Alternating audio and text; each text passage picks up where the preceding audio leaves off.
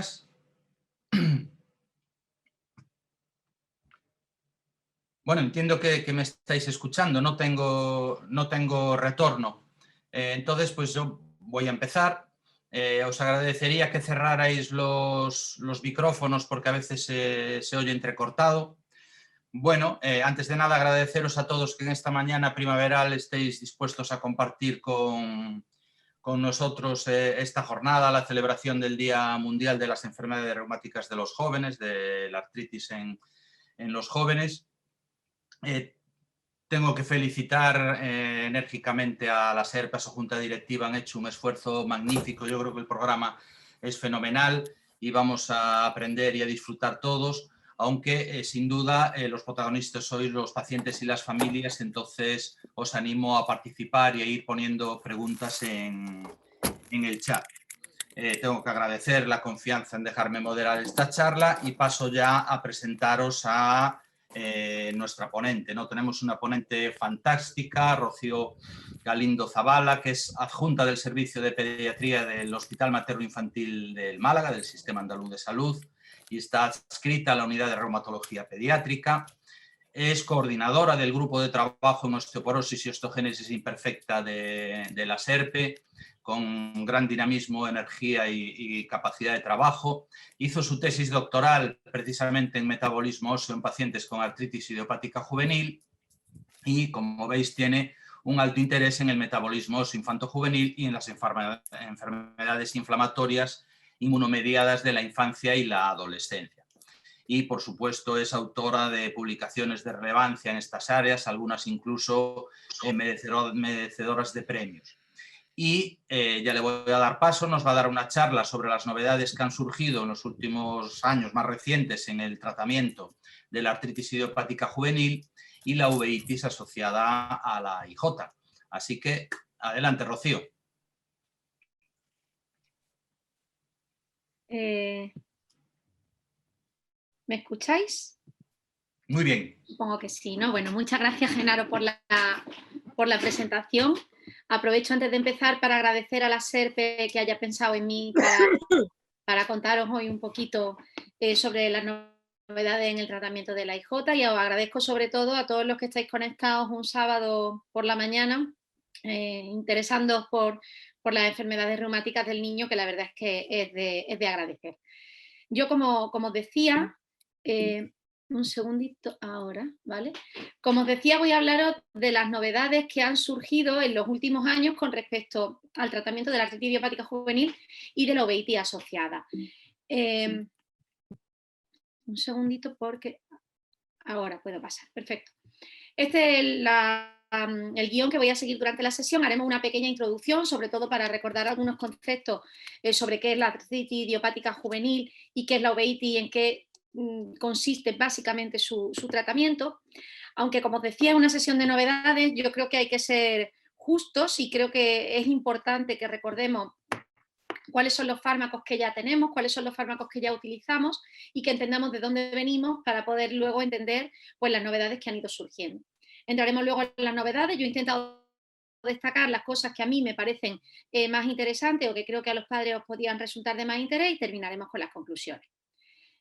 Como introducción, deciros, aunque supongo que esto ya pues, la mayoría lo sabéis, que la artritis idiopática juvenil es la enfermedad reumática crónica más frecuente en la infancia y es de naturaleza autoinmune. ¿Qué quiere decir eso? Pues eso quiere decir que son las propias defensas del niño, las propias defensas del paciente, las que se vuelven, digámoslo así, un poco locas, ¿vale? Funcionan mal y se equivocan, y entonces al equivocarse lo que hacen es que inflaman estructuras propias del niño que no deberían inflamar. Y las estructuras que se inflaman en la artritis idiopática juvenil son siempre las articulaciones. Todo niño con IJ ha tenido una inflamación articular en algún lugar, en el cual puede inflamar realmente cualquier articulación del organismo. Y en torno a un 30% puede inflamar también una capa interna del ojo que se llama uvea, y por eso cuando la inflama decimos tienen uveitis. Esto, como os digo, no le ocurre a todos los pacientes, en torno a un 30%, pero es verdad que es importante, sobre todo porque, como luego comentaré, pues si se perpetúa esa inflamación, pues luego da lugar a problemas de visión. Y aunque os decía antes que la enfermedad que la artritis idiopática juvenil, perdón, es una enfermedad crónica, o sea, esto quiere decir que el paciente que se diagnostica de una artritis idiopática juvenil la va a tener durante toda su vida. Es una enfermedad que cursa en brotes. ¿Y qué quiere decir que cursa en brotes? Que aunque el paciente, como os decía, siempre va a tener la enfermedad, no siempre va a tener síntomas de la enfermedad. Estos pacientes alternan periodos de actividad donde hay inflamación de las articulaciones y a veces, como decía, de los ojos, con periodos de remisión donde el paciente no tiene inflamación, no tiene síntomas. Esos periodos de remisión a veces se alcanzan con tratamiento y muchas veces se pueden mantener en el tiempo incluso sin tratamiento. Entonces, claro, visto esto, ¿cuál es el objetivo del tratamiento? Pues podéis entender que es mantener esos periodos de inactividad el mayor tiempo posible. Y es importante conseguir eso no solo para que el paciente esté cómodo, no solo es por el alivio de los síntomas, sino también para evitar secuelas. ¿Por qué para evitar secuelas? Aunque al niño no le duela una inflamación en la rodilla, que sabéis, por ejemplo, que a veces no son muy dolorosas, si nosotros no le hacemos caso a esa inflamación, si la dejamos que se quede ahí durante mucho tiempo, esa articulación termina desestructurada, termina rota y pierde su función. No se puede flexionar ni extender como debería y eso tiene pues, repercusiones luego en pues, la movilidad del niño y en su calidad de vida. Con el ojo ocurre algo parecido. La uveitis, los que hayáis tenido hijos que han tenido uveitis, sabéis que no se ve, no molesta, no duele, pero si dejamos esa inflamación ahí, al final el niño termina teniendo una pérdida de visión que luego ya no es recuperable, por lo que es fundamental no tener tolerancia cero con la inflamación. ¿Y cómo conseguimos esto? Claro, si os decía antes que esto es una enfermedad de origen autoinmune, es decir, que son las propias defensas del niño las que inflaman las estructuras, pues la única forma de conseguir que el paciente esté en remisión es frenar un poquito, inhibir un poquito al sistema inmune. Es decir, al final nosotros utilizamos fármacos inmunosupresores, no damos una inmunosupresión muy importante, o por lo menos no es muy profunda, por así decirlo, porque es verdad que luego en la práctica diaria habitualmente no tenemos problemas con infecciones graves, pero sí que frenamos al sistema inmune. Y esto siempre pues genera la misma pregunta en los padres, ¿no? Y seguro que muchos de vosotros se lo habéis planteado a los médicos de vuestros hijos. Bueno, ¿y los efectos secundarios de los tratamientos?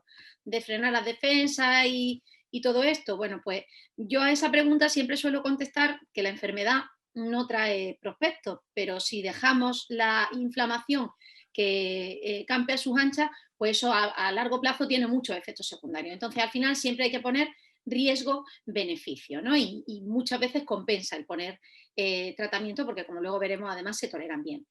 Bien, y os decía antes que iba a hacer un pequeño repaso sobre cuáles son los principales fármacos que utilizamos en artritis idiopática juvenil y en la uveitis asociada.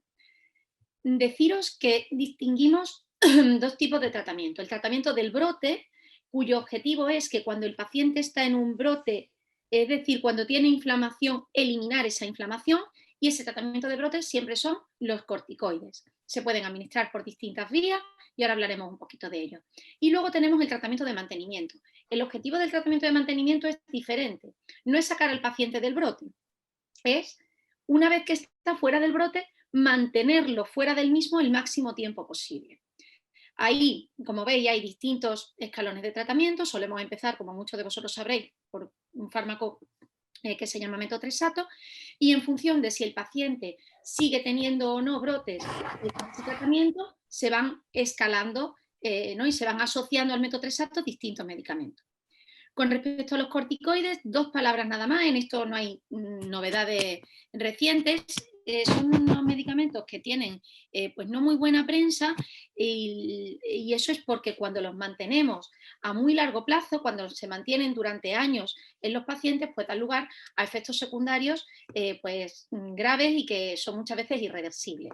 Sin embargo, son unos fármacos magníficos. Yo digo que menos mal que los tenemos, sobre todo porque tienen una rapidez de acción enorme. Son mucho más rápidos que cualquier otro tratamiento que nosotros utilicemos en reumatología pediátrica. Y a dosis bajitas y sobre todo en pautas cortas son muy eficaces en el control de los síntomas y permiten, como decía, sacar a los pacientes del brote. ¿Dónde está el truco, por así decirlo, para utilizarlos bien?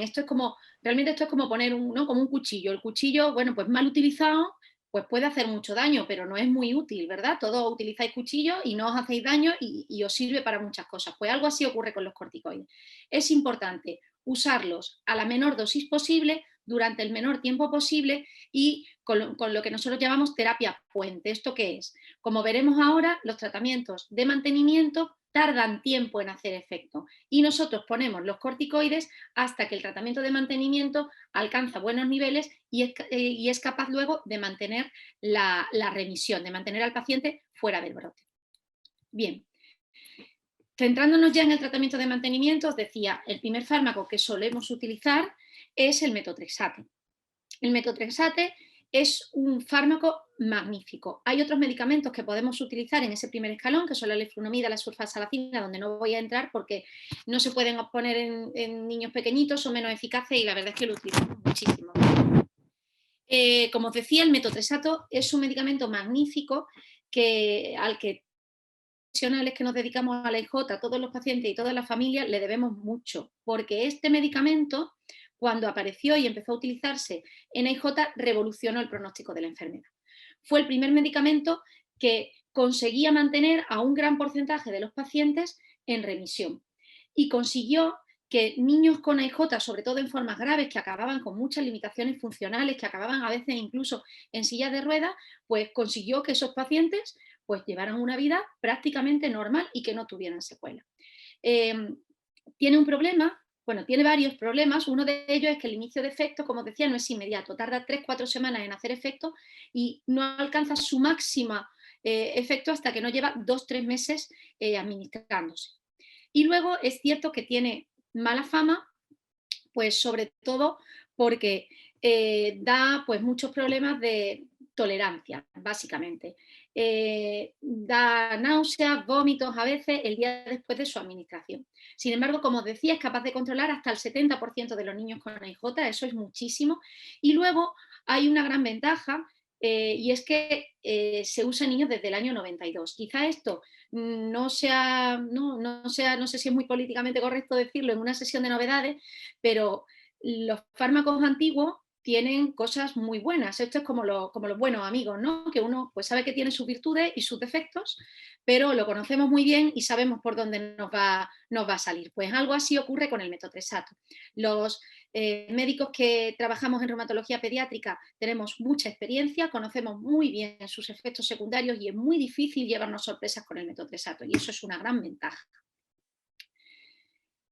Cuando los pacientes no se controlan con el metotrexato, pues lo que hacemos es, como os decía, seguir subiendo escalones y esos escalones los subimos asociando al metotrexato otra serie de medicamentos que son medicamentos biológicos, que son anti-TNF en un primer lugar y luego si con eso no se controla, pues tocilizumab o abatacept asociados al metotrexato.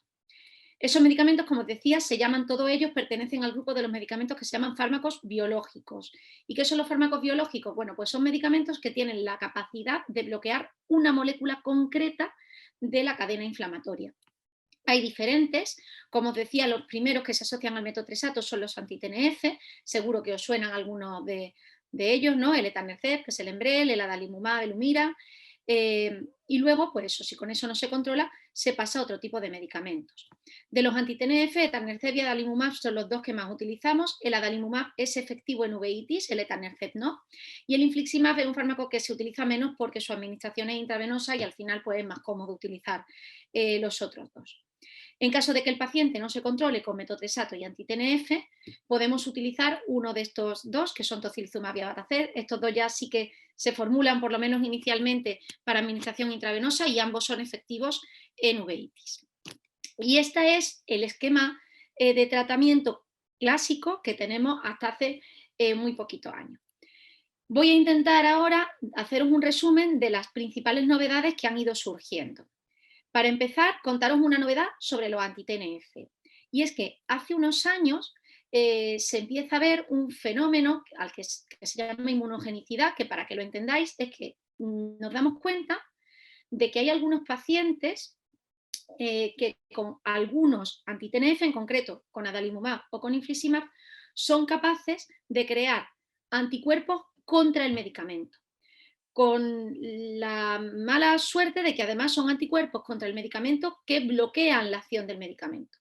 ¿Eso en qué se traduce? Pues esto cuando ocurre se traduce en que podemos tener un paciente con una IJ, pues con una IJ con una uveitis, por ejemplo, que está muy bien controlado con adalimumab y lleva muchos años bien controlado con adalimumab. En algún momento el paciente hace anticuerpos contra el medicamento y entonces el medicamento deja de tener efecto en este paciente. Esto, pues como os podéis imaginar, es un problema y se ha visto que si el adalimumab o el infliximab lo asociamos con metotrexato, que es como lo solemos ahora utilizar, disminuye la probabilidad de que el paciente forme esos anticuerpos. Esa es la razón por la que siempre que nos es posible, salvo que el paciente lo tolere muy mal o alguna otra circunstancia, se intenta que el paciente que está con adalimumab o con infliximab tenga también asociado metotrexato, aunque sea a dosis baja o incluso por vía oral. Intentamos no darlos solos para intentar evitar este fenómeno. Otra novedad sobre los anti-TNF es que recientemente se ha aprobado un nuevo anti-TNF para utilizarlo en IJ. Se llama golimumab, está indicado a partir de 2 añitos en formas pues, graves de IJ, en formas poliarticulares que no van bien con metotrexato. Como ventaja, pues que se inyecta de forma subcutánea solo una vez al mes, con lo que es bastante cómodo. Parece ser efectivo en uveitis, aunque no está aprobado para uveitis en ficha técnica, pero hay distintos estudios que dicen que es efectivo en uveitis. Y bueno, pues desventajas, realmente que todavía tenemos poca experiencia, es un medicamento que ha salido hace poco y pues eso, es un amigo nuevo, no lo conocemos tanto. Y luego tiene un inicio de efecto tardío, tarda entre 12 y 14 semanas en empezar a hacer efecto. Tiene, pues, como todos los medicamentos, sus efectos secundarios, fundamentalmente pues, dolor de cabeza, molestias gastrointestinales y bueno, en algún paciente es verdad que puede ser que no lo tolere muy bien. Luego quería contaros otra novedad sobre el grupo que sigue el escalón que subimos cuando el paciente no se controla con metotrexato y anti-TNF, que es eso, cuando asociamos el metotrexato a tocilizumab o a Batacep. Como os decía antes, estos 2 medicamentos inicialmente solo se podían poner por vía intravenosa, pero se ha formulado el tocilizumab para administración subcutánea, de hecho se ha aprobado ya en niños a partir de 2 años, en IJ no sistémica, y el Abatacept también se ha formulado para administración subcutánea. Este no está aprobado en niños, pero está ya autorizado en adultos y sospecho que la indicación en niños pues probablemente llegará con el tiempo, sobre todo viendo que es un fármaco eficaz cuando se utiliza por vía intravenosa. Así que esto, bueno, pues viene realmente a facilitar la administración y a mejorar la calidad de vida de la familia. Cabe decir que siempre pues, la administración intravenosa, al menos con el tocilizumab, se ha visto que es un poquitín más eficaz, un poquitín más potente, pero sobre todo en pacientes que están estables y que empezamos la desescalada, pues nos resulta bastante útil el poder pasar a vía subcutánea. Quería contaros también un poquito una novedad que afecta realmente a todo el grupo de los biológicos. Y es que no sé si algunos de vosotros habéis escuchado hablar en algún momento de los biosimilares. Estos son un grupo de medicamentos que estamos empezando a utilizar en AIJ desde hace unos años. Y para explicaros lo que son, yo necesito pues, daros como algunos conceptos previos y me vaya a permitir que aquí me detenga un poquitín.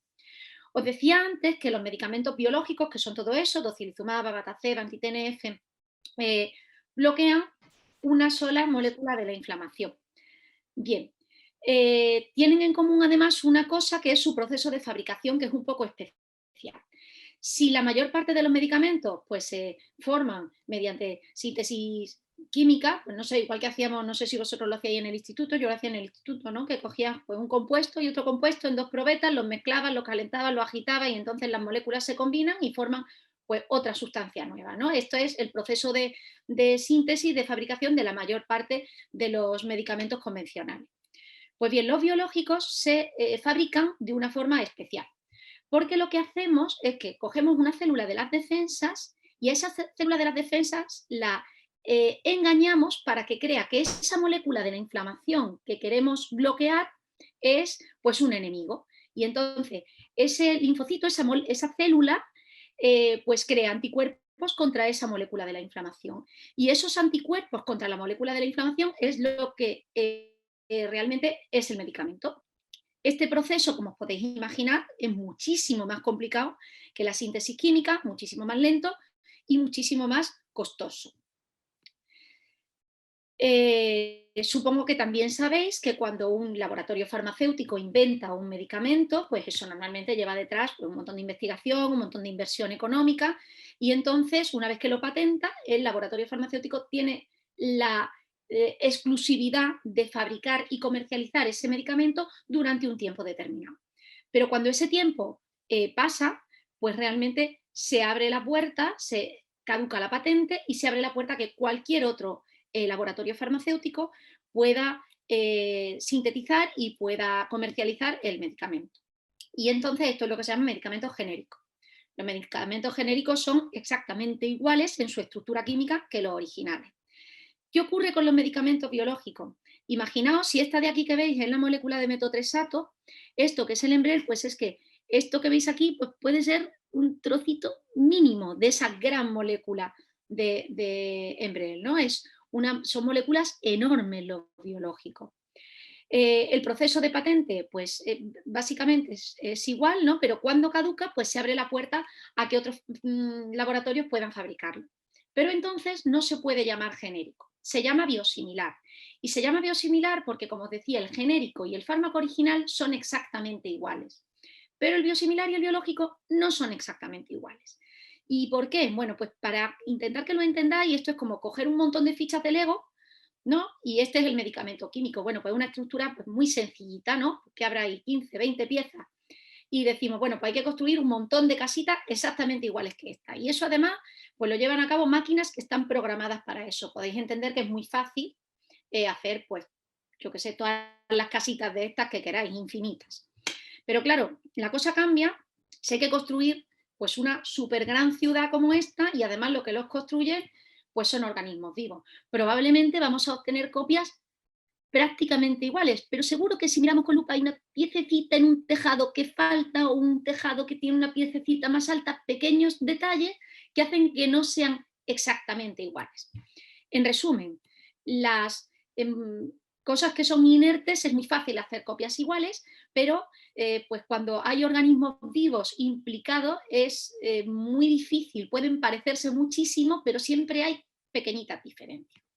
Y claro, la pregunta que surge con esto, cuando todo esto empieza, es, bueno, pues si no son exactamente iguales, ¿tendrán diferencias en la eficacia con respecto al biológico original o tendrán diferencias en los efectos secundarios? Para ponerlo todavía un poquito más complicado, la forma en la que la Agencia Europea del Medicamento aprueba un biológico, el original, o aprueba un biosimilar es distinto. Cuando un laboratorio farmacéutico inventa un biológico, hace falta hacer muchos ensayos clínicos, es decir, muchos experimentos, primero en animales, luego en personas, para que lo aprueben. Haciendo el símil, pues si el biológico fueran estas tenazas, pues tendríamos que sacar un montón de clavos y demostrar que el clavo no se rompe, que la madera no se rompe, que la persona que está utilizando la tenaza no se lesiona y que la tenaza no se estropea. Y si eso lo demostramos con un montón de experimentos, pues entonces el biológico se aprueba y pasa a poder comercializarse y utilizarse en los pacientes. Pero una vez que un biológico ya se ha aprobado y que se caduca la patente, cuando aparece hay otro laboratorio que sintetiza su biosimilar, ya no hay que hacer tantos experimentos en pacientes. Simplemente lo que se hace es que se mira que las partes funcionales, o sea, las partes que funcionan del biológico y del biosimilar son iguales. Y entonces se asume que estos dos medicamentos van a tener los mismos efectos secundarios y la misma eficacia y se aprueba. Esto, claro, cuando esto empieza, pues a todos nos creaba, o a muchos nos creaba, pues un poco de inquietud, si esto realmente sería así. Lo bueno de esto es que ya vamos teniendo un tiempo de experiencia, llevamos ya más de 10 años con biosimilares, es cierto que no en AIJ, los biosimilares en AIJ llevan menos tiempo, pero el primer biosimilar en otra enfermedad diferente se aprueba en 2006. ¿Y cuáles son los datos que tenemos? Sobre todo tenemos muchos datos de adultos y los datos en adultos son favorables. Parece que la eficacia y la seguridad de los biológicos y los biosimilares son muy parecidas o vamos, prácticamente son iguales y que son útiles y son medicamentos seguros. En niños, pues claro, como siempre nos ocurre, hay menos estudios, aunque van todos en la misma dirección de lo que ocurre en los adultos. Siempre nos ocurre esto los pediatras y los que trabajamos con niños estamos muy acostumbrados que en adultos siempre hay un montón de estudios y en niños siempre hay menos, pero bueno, la cuestión es que todo va apuntando a que los biosimilares pues, se pueden utilizar en AIJ con garantías. Muchos de vosotros podéis pensar, bueno, pues si el biológico original funciona bien, ¿por qué ahora introducir los biosimilares? Bueno, lo primero deciros que es necesario que las patentes expiren porque, nos guste o no, los laboratorios farmacéuticos llevan una gran carga de investigación y son pues, uno de los principales responsables de que haya habido tantísimos avances en AIJ en general, en concreto, perdón, y en muchísimas otras enfermedades, ¿no? En general. Entonces, claro, que expire la patente al final es un estímulo para ellos a tener que seguir investigando para poder tener patentes de otros medicamentos y poder tener beneficio económico. Y luego deciros que cuando un medicamento pasa a poder ser fabricado por más laboratorios, esto hace que sea barato. Y los biológicos tienen un problema y es que son medicamentos muy caros. De hecho, normalmente el paciente en el que queremos poner un biológico tiene que pasar una comisión, se tiene que autorizar. Y el que estos fármacos empiecen a ser más baratos, pues lo que significa es que vamos a poder poner el fármaco en más pacientes, vamos a poder utilizar estos medicamentos, que la verdad es que son muy buenos, en más niños. Entonces, realmente hay que reconocerles pues que esto es algo necesario. ¿Qué es lo que hacemos con los biosimilares en niños? Lo primero es que no se hace sustitución automática, al menos en mi hospital. Ahora no sé si como esta vez lo estamos dando a nivel nacional, no sé si en algún hospital está ocurriendo, pero en general no se hace. ¿Esto qué quiere decir? Que si el paciente está pues, con Humira, no puede ir a la farmacia a recoger el Humira y que le den el biosimilar del Humira, ¿no? El Angevita. Sobre todo si su médico no lo sabe y sus padres o sus tutores legales no están informados. Somos los médicos los que seleccionamos a qué paciente se le puede poner un biosimilar. Y luego son medicamentos que están sujetos a un proceso de farmacovigilancia adicional. ¿Esto qué quiere decir? Que cualquier efecto adverso en cualquier parte del país que tenga un efecto secundario, algún paciente que creamos que pueda tener un efecto secundario relacionado, eso se notifica y enseguida se tiene en cuenta también pacientes. Por último, os iba a contar solo una cosita de unos fármacos que han surgido en los últimos años y que podrían suponer el cuarto escalón de esta cadena de escalada, ¿no? De mantenimiento. Se llaman inhibidores de las JAK. Lo que hacen es que bloquean la señal de la inflamación dentro de la propia célula y hay muchísimos medicamentos que se han formulado y seguro que aquí faltan. Sobre todo tienen indicación en adultos, no están todavía autorizados ninguno de ellos en ficha técnica en menores de 18 años, pero en AIJ hay ya varios estudios que demuestran que son seguros en niños. Y además hay varios estudios también que demuestran que son eficaces.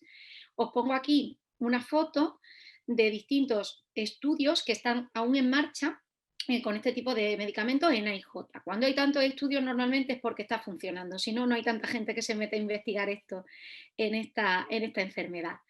Y en uveitis, pues también no hay tantos trabajos, pero sí que parece que algunos de ellos son eficaces. Como ventajas tienen que se administran de forma oral, que sabéis que a los pacientes, sobre todo a los pequeñitos, y bueno, y a veces a los no tan pequeñitos, les cuesta mucho lo de pincharse. Como desventaja, bueno, pues como todas las novedades, hay menos estudios, los conocemos menos. Se administran a diario, eso sí, y luego son medicamentos que son costosos. Pero la verdad es que constituyen una alternativa que es eficaz en pacientes con EJ y sobre todo en pacientes que han sido refractarios a todos los otros tratamientos. Termino ya con las conclusiones y deciros simplemente que, bueno, el tratamiento convencional de la artritis idiopática juvenil y la IJ es seguro, es eficaz y hay que reconocerle, por muchas novedades que vengan, su papel en cambiar radicalmente el pronóstico de estas enfermedades. Las novedades terapéuticas persiguen que la administración sea más cómoda, que los pacientes que no responden a los tratamientos convencionales tengan una alternativa y también que los tratamientos se vayan abaratando. Las novedades terapéuticas pues, son importantísimas, nos permiten avanzar, nos permiten mejorar en el abordaje de estas enfermedades, pero siempre tenemos que utilizarlas con cautela porque, como decía antes, pues, la experiencia con ellas es menor que con los tratamientos antiguos que conocemos y manejamos pues, muy, muy bien. Y pues ya está. Espero que que os haya servido, que nos haya aburrido. Fenomenal, Rocío. A ver si... no me veo. Aquí estoy, ahora. Fenomenal, Rocío, muchas gracias. Pues nada, nos dice una pincelada fenomenal sobre hacia dónde van las cosas y yo creo que quedó muy interesante, ¿no? Tengo algunas preguntas, a ver si soy capaz de hacerlas, porque como empezamos un poquito más tarde y después tenemos 10 minutillos de descanso, pues vamos a alargar un poquito el debate, que es lo bonito, ¿no? Entonces, la primera pregunta que entró es de Carlos y nos pregunta pues, ¿qué te parece la asociación de metotrexato y etanercept? Que más o menos ya hablaste de ella. ¿Y qué pasa si se tolera mal? ¿Se retira o qué es lo que se suele hacer habitualmente? Claro, bueno, la asociación de metotrexato y etanercept es un clásico, ese es un amigo de los antiguos, ¿no? Entonces, bueno, es algo que se suele utilizar. Supongo que lo que normalmente, pues como decía, empezamos con metotrexato y si el paciente sigue teniendo brotes, pues una de las alternativas, si el paciente no tiene uveitis, es poner etanercept. Es una combinación, pues, magnífica que utilizamos mucho. El etanercept tiene la ventaja de que pues no parece que haya aparición de anticuerpos que neutralicen su efecto. Entonces, es de los medicamentos biológicos que se pueden dejar en monoterapia, o sea, solamente el etanercept sin el metotrexato. Entiendo que la pregunta es si tolera mal el metotrexato, que es lo que se suele tolerar mal. Ahí hay que individualizar. Es cierto que si el paciente ha tenido brote reciente y acabamos de añadir el Enbrel, pues a veces no es el momento más adecuado de para quitar el metotrexato. Si el paciente lleva estable mucho tiempo, pues una opción es quitar el metotrexato, claro, y dejarlo solo con etanercept. Muy bien. El mismo Carlos también inició un debate que hubo en el chat muy interesante, que es sobre la valenofobia, ¿no? La fobia a las agujas, que es tan frecuente en los niños, ¿no? Y si tú nos podrías dar algún truco. Entonces, algunos de los asistentes le dijeron que pinchan a los niños dormido, que le echan una cremita antes anestésica, lo comentaron Eva, Maribel y Rocío también, y que tenían, pues bueno, que les iba bastante bien. ¿A ti qué te parece? Sí, yo tengo varios pacientes, sobre todo pequeñitos, que les pinchan dormidos. He tenido algún caso que el niño se daba cuenta y bueno, y creo que no pudo dormir durante, no sé, que les costaba la misma vida que se quedara dormido. Pero mi experiencia en general con ese truco, pues es buena. Cuando son mayores, que yo lo iba a mencionar, pero es que se me hacía la charla muy larga, cuando son mayores sabéis que hay algunos biológicos y el metotrexato también a partir de determinada dosis que han aparecido unos dispositivos de dispensación en pluma que no se ve la aguja y prácticamente no se nota, y eso sobre todo en adolescentes también tengo bastante buena experiencia. Cambiarle, si tienen jeringa precargada, pues cambiarle a pluma si se puede. Y pues no se me ocurre mucho más truco. La verdad es que en esto casi que los padres y las familias que lleváis con los niños tanto tiempo tenéis más experiencia que nosotros. Yo casi que son los trucos que los padres me han contado. Sí, yo tengo una enfermera que consigue que casi todos los niños se pinchen ellos, ¿no? Que yo creo que sería lo ideal. Y quise saber cómo hacía y lo que hace es pincharse ella, ¿no? Yo creo que quien más transmite la alergia a la aguja son a veces los propios padres, ¿no? Que dicen, uy, yo no me pincho, entonces el niño también genera ese rechazo. Y si ven que los padres se pinchan y que la enfermera se pincha y que no hay ningún problema con pincharse, pues bueno, puede ser un primer paso para empezar. Después nos preguntan si Estrella nos dice si la uveitis cambia a lo largo de la enfermedad, porque en su caso individual, su hijo, entiendo, tenía uveitis asintomáticas, pero a partir de los 18 años empezaron a ser muy sintomáticas, ¿no? No sabemos qué tipo de AIJ es, entonces no podemos saber más. No sé si se te ocurre alguna respuesta, ¿no? Pues bueno, la verdad es que la uveitis de la IJ suele ser asintomática, es lo que tú dices, que a lo mejor es que es una psoriasis, no sé, dependiendo un poco de la forma de IJ, pues eso, son de un tipo de uveitis o de otra. Supongo que es posible. que o sea, que inicialmente fueran asintomáticas y que ahora tengan síntomas. También es verdad que muchas veces las que ha tenido de pequeñito, pues el niño es menos capaz de reconocer y de comunicar los síntomas, ¿no? Y conforme se van haciendo mayores, pues es capaz de decirte, pues me molesta en el ojo, o veo mal, o veo borroso, o lo que sea, ¿no? Supongo que va un poco por ahí. Sobre tratamientos de la uveitis, siguiendo, aquí nos comentan si después de metotrexato, leflunomida y adalimumab, si la cosa no va bien, ¿qué más podemos usar? Bueno, no sé el Humira cómo lo tiene puesto en uveitis. Normalmente el Humira, si solamente hay actividad articular, se suele poner cada 2 semanas y en uveitis, si no va bien, se puede poner el Humira semanal. Y si no, nosotras tenemos bastante buena experiencia con tocilizumab intravenoso. Pero Fenomenal. bueno, hay alternativas. Lo que pasa, el problema a veces es que es verdad que son medicamentos, como os decía, que son, o sea, que hasta que tú compruebas si está siendo eficaz o no, pues tiene que pasar un poquito de tiempo, porque no tienen un inicio de acción rapidísimo. Entonces, a Y veces después, ese es el problema. Irache, que es una paciente de 24 años y lleva con Humira desde los 14, está preocupada por el embarazo. ¿Qué le puedes decir? Uy, en eso casi igual le puedes decir tú más que yo, que eres adulto, ¿verdad?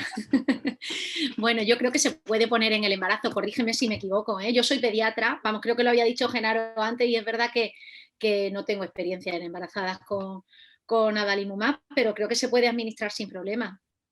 Sí, los antagonistas del TNF son seguros en la etapa preconcepción, ¿no? Que es cuando hay que tal, pero lo ideal es programarlo bien porque tenemos otro antagonista del TNF, que es el certolizumab, que no pasa barrera placentaria y entonces es muchísimo más seguro, ¿no? No hay dudas. En cualquier caso, si una paciente se queda embarazada poniéndose los antagonistas del TNF, en principio no hay ningún problema de seguridad. Después yo creo que esta pregunta era en relación a los Yakinibs. Aneta nos pregunta si Pfizer trabajaba en Enbrel en pastillas. Entonces yo creo que Claro, los tratamientos es que orales van eso, por otro lado. claro, no. El problema, claro, como he enseñado, los biológicos son anticuerpos. Son anticuerpos. O sea, son anticuerpos, esos son defensas contra las moléculas de la inflamación. Entonces, los anticuerpos son proteínas. Y las proteínas, el problema es que en el estómago, o sea, al final la proteína esa funciona por la forma que tiene, ¿no? Por la estructura que tiene. Y por el pH del estómago, cuando las proteínas llegan al estómago, pues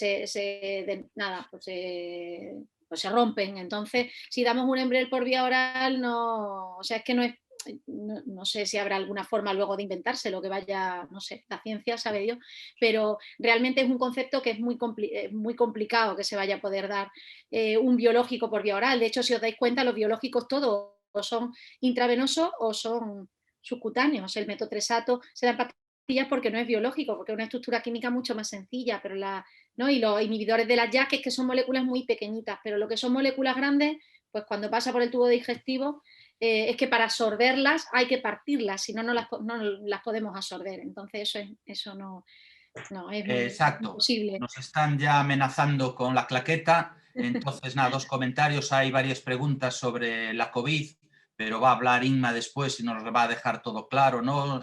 Los riesgos, las vacunas y todo eso. Y quizá ya para terminar, una pregunta sobre la hormona de crecimiento. Si a un niño con AIJ que está con terapias biológicas se le puede poner hormona de crecimiento.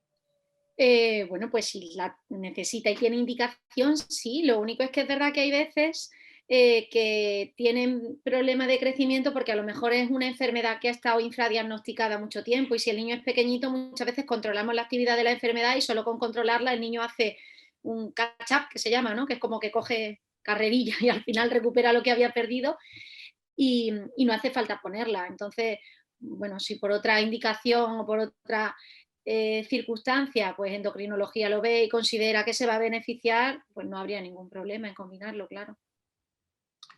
Pues fenomenal, Rocío. Muchísimas gracias. Nada. Vamos a terminar, descansamos unos minutillos y nos conectamos de nuevo a la sesión. Muchas gracias a todos. Hasta Gracias a luego. vosotros, chao.